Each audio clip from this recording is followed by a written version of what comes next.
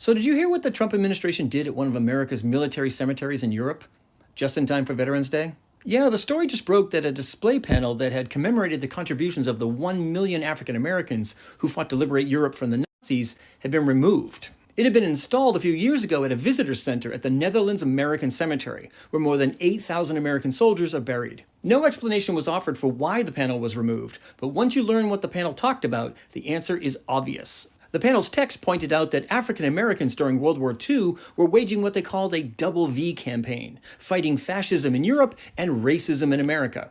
Racism that permeated the American military when it headed to Europe and made the lives of black soldiers very difficult, and convinced many of them to pursue civil rights when they returned to the United States.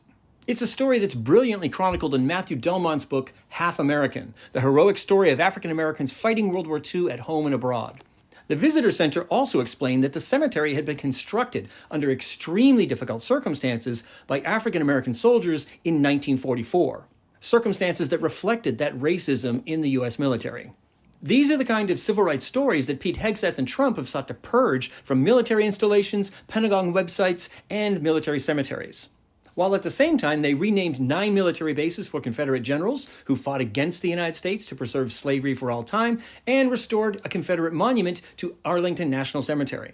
So to summarize the Trump administration's policy regarding history, suppress the telling of African American history while elevating symbols of white supremacist history. The good news is that many people in the Netherlands, especially those who live near the cemetery, but also prominent politicians, have expressed outrage over the removal of the panel and have vowed to have it restored. Stay tuned.